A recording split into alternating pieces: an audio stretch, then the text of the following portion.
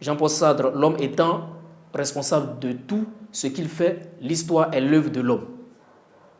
Contrairement à Hegel, Marx affirme que l'homme prend une part active dans l'histoire et l'évolution de l'humanité. L'histoire ne fait rien, c'est l'homme réel et vivant qui livre les combats. Je vais t'expliquer cette partie. Ça peut aller?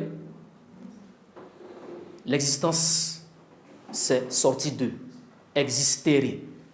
L'existentialisme est un humanisme. L'homme ne devient que ce qui se fait. L'existence précède l'essence. Ça veut dire quoi? Je suis d'abord avant d'être. L'essence, c'est l'être. Je suis.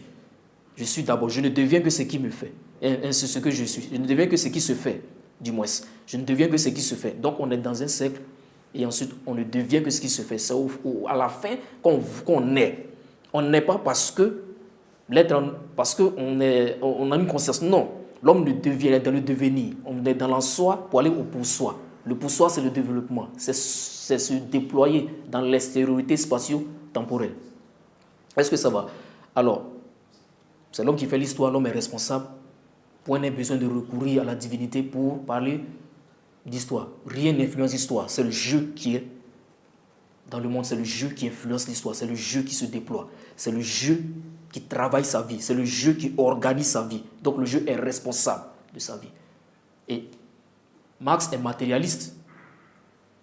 Il donne sens à la matière. Donc c'est l'homme qui crée l'histoire. Mais chez Marx, il n'existe pas de nature humaine, mais il existe seulement une existence. L'homme existe. Il existe avant d'être. Ce n'est pas parce que j'ai une conscience que je suis. Je suis d'abord, avant d'avoir une conscience. Ok? Ça peut aller? J'espère que ça a été très clair. Pour le christianisme, l'histoire est une créature, l'homme est une créature divine, libre et responsable de lui-même. Ainsi, selon la Sainte Écriture, l'homme, par son comportement, détermine lui-même son histoire et par suite son devenir. Il est soit destiné à la vie éternelle au créateur, de son créateur, soit il est appelé à être détruit s'il ne fait pas. Alors, c'est l'homme qui fait son histoire, justement, et le christianisme vient nous dire, on se comporte bien pour aller simplement au paradis. Maintenant, si tu te comportes mal, tu n'iras pas au ciel. Donc, tu es responsable de ta vie, de ce que tu es. Alors, en conclusion, il faut que tu retiennes que l'homme, acteur de l'histoire, c'est ce qu'on a développé. L'homme fait l'histoire, l'homme construit l'histoire par sa raison, par son jeu, par son moi. L'extériorisation de son moi va créer le monde.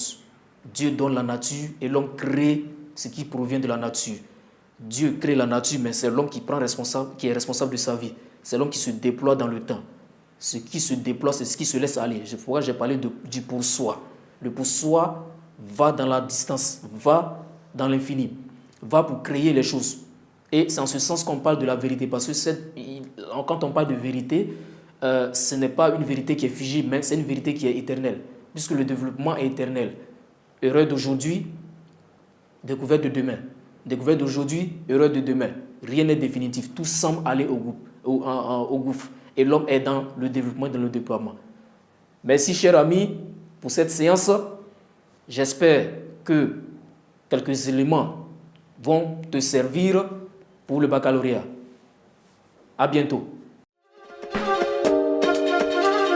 Succès assuré.